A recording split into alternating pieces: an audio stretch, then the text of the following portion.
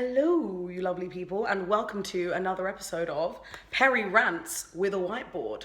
Something that I wanted to talk about today is the idea of what you resist persists.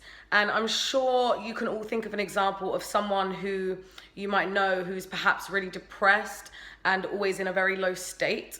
And they seem to see confirmations of everything that's lacking in their lives and everything that's a reason for their depression everywhere. And they'll talk to you at length about all of these things that happen that causes their depression and their low state. Sometimes it can seem like the very thing that we want to be rid of the most in our lives seems to just keep coming up and coming up and coming up over and over again. And there's a reason for that. Like I said, what you resist persists. So I'm going to illustrate this very nicely on my trusty whiteboard over here. So let's give some examples. Under here, so below ground where the sun don't shine, we've got resistance, and up here we've got desire, which is all the things that we want, all the things that we want to move towards. So let's say, for example, you don't like the fact that you are anxious. So anxious. And for example, you want to be in better shape. So maybe you're overweight. Overweight. So the antithesis of both of these things, or the positive of both of these things, would be to be carefree and have a good body.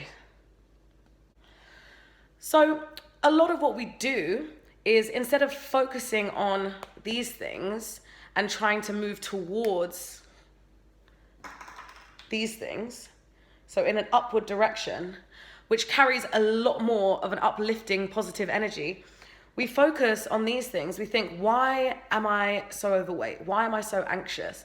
Or I want to stop being anxious, I want to stop being overweight. But then by thinking that we're anti these things, or that we want to stop these things, we actually solidify them.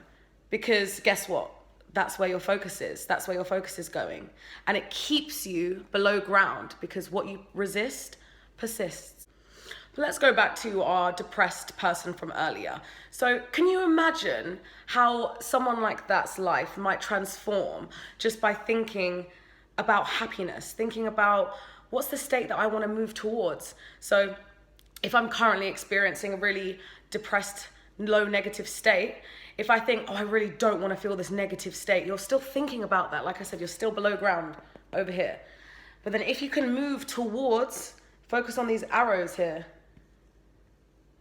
towards more uplifting positive emotions, then that's what will start to manifest in your life. That's what will start to come towards you. That's wherever you focus and whatever you expect from the world, there's a little thing called confirmation bias. When you believe something to be true, you're going to be looking all the time for things to prove you right.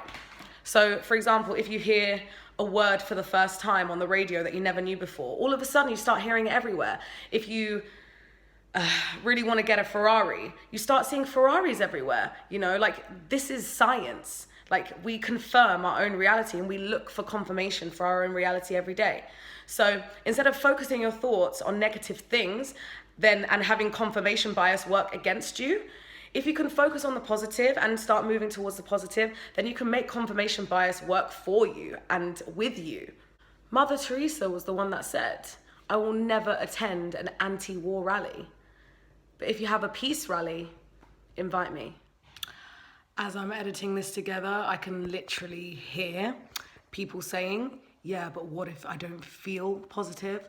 What if I don't feel these uplifting emotions? And that's a very fair point, because what I don't condone is suppressing your emotions and putting them down when really they need to be released.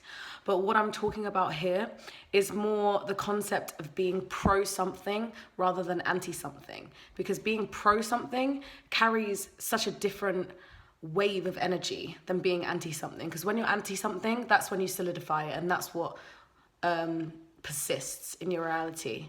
But if you're pro something, then that carries more the energy of love. And that doesn't have to be about being anxious or being overweight. Like I said, it can be with Mother Teresa's example. instead of being anti-war or anti-Brexit, think about what you're actually for. Instead of being anti-abortion, be pro-life. You know, things like that. It's just a very simple shift, and that's what I'm talking about here.